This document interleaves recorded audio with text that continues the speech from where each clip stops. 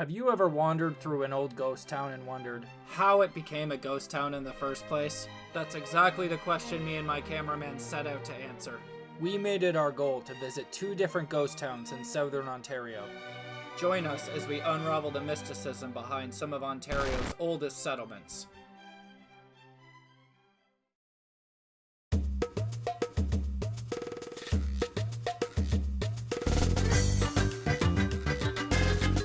So our first ghost town of the day is going to be Germania, located in the heart of Bracebridge, Muskoka. We're going to be trying to find a church and an old schoolhouse.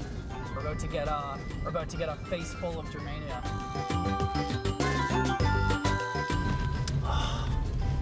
Whoa! Oh my God! Here it comes! Here it comes! Big reveal! This is it! This is it! It's true! There it is! Oh my God!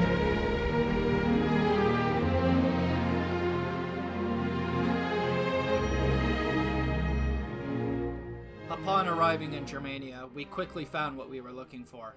Having stood for 150 years, the Germania Lutheran Church stands as a stark reminder of a community forgotten by time. The church is well maintained by the contemporary Germania community, which thankfully still exists. The church even still holds congregations to this day. Modern Germania is now occupied by cottages, and we decided to take a walk and reflect on the history of this settlement.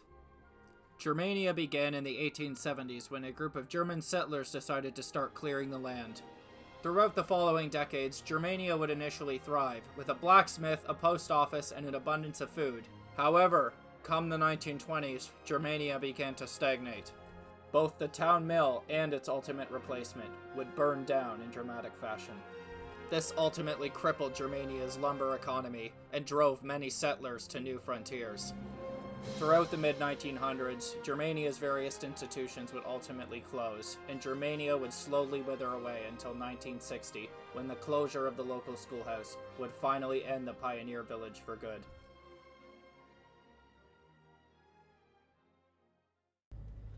I'm shocked that like nobody walks. Hey, what are you doing?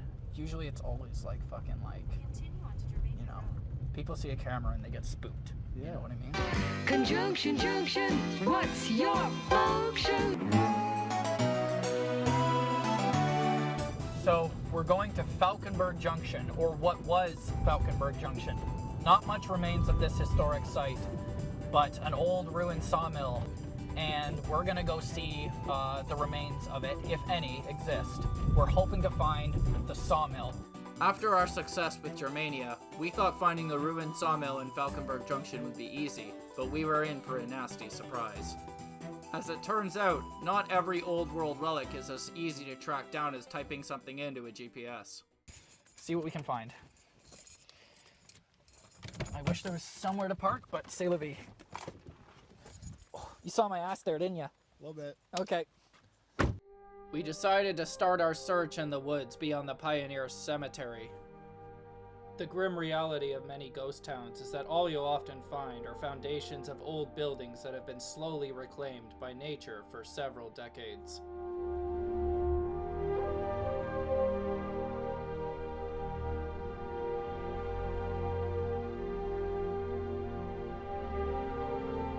Finding nothing in the woods, we decided our best bet was to continue down the road and see if there was any clues at the end. I think this might be a dead end, which is perfect. That's actually perfect. Oh yeah. This is a dead end, huh? Which means I have a very good feeling. Having quite literally reached the end of the road, we decided to disembark and explore our new surroundings. You saw my ass again, didn't you? Fuck. All right. What a terrible recurring bit.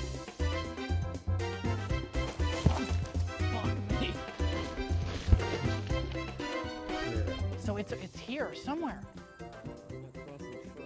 If you don't want, nope. If you don't want to cross the tracks, we're not going to cross the tracks. No. Let's not take that risk.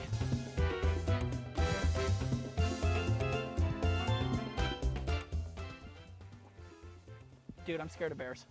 Good, because I don't know what to do if you find it. Oh, it's a black bear, so you fight it. I know when to not cross certain wooded lines. Let's say we go back, Dan. Let's say we go back. Don't push your luck, is what I always say. I boldly give up.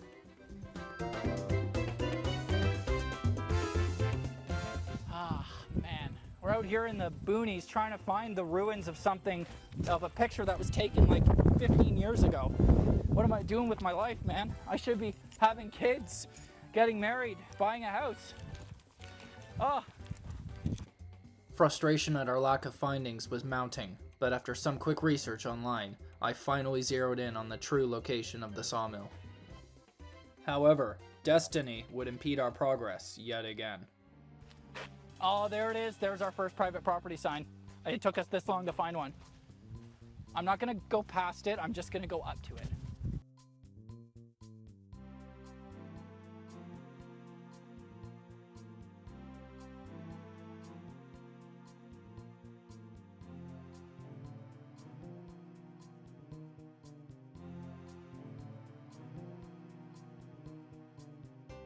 Thumbnail. Don't touch it.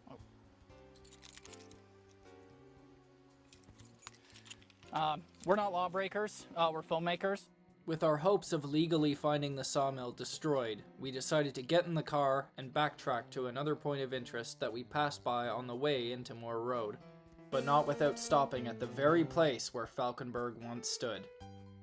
Just before leaving Moore Road, you'll find an intersection that seems unremarkable on the surface.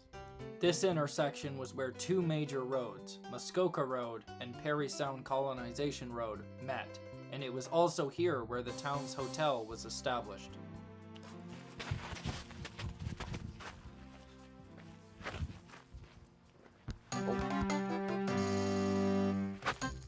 For our last stop, before leaving Falkenberg forever, we decided to stop by the highway and pay homage to something never seen before.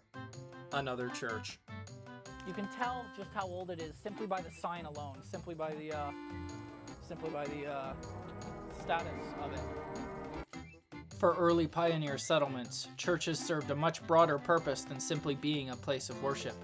Churches were a driving force in all aspects of the community, including education, outreach, and, for better or worse, politics. This was not the original location of St. George's Anglican Church, and the reason for this ties directly into the very cause of Falkenberg's collapse. In 1886, a railway was constructed, intending to run from Gravenhurst to Sault Ste. Marie.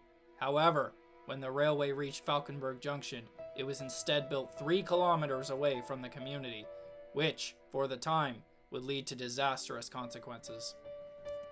A new village, Falkenberg Station, would form around this railway and sap Falkenberg Junction of all of its businesses and institutions, killing the community. Even the very church in front of you was disassembled and moved to Falkenberg Station. As we bid goodbye to our second location, we reflected on the fate of Falkenberg. All it took to doom the community was one poorly placed railway. In contrast to Germania, it was brutally quick. Germania and Falkenberg may have taken 2 different journeys, but in the end, they met the same fate. We can only hope these ghost towns, and the weary pioneers who once kept them alive, can continue to hold on in the history books. Weary from trekking through forests, crossing train tracks, and traversing highways to find the truth, we impulsively decided to visit one last site where we could bask in as much history as we wanted. Let's just film. We'll be donating by raising awareness of pioneer villages. That's what this whole trip is about. That's what we're donating. All right, Dan. Oh my God!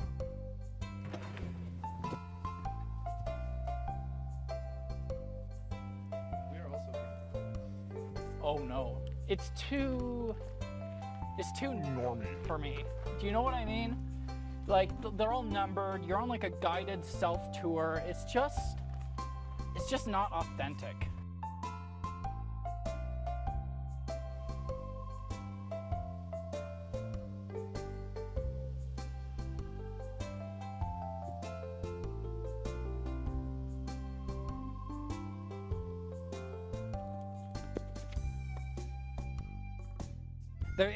It takes the mystery and the thrill of the hunt out of it, which is what we've been doing all day.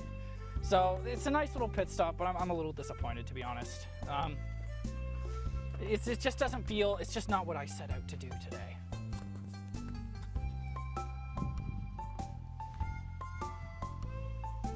Dude, honestly, no. I'm sorry. I'm gonna work it so that, like, if I'm choosing an ending speech, I'm doing the fucking one we did earlier. I learned that ghost towns are named as such for a reason. Some of them are really tough to track down, but we still got to see a lot of old remnants of history as we went along. We got to see glimpses of a world long forgotten. And in the end, everything has a time and a place.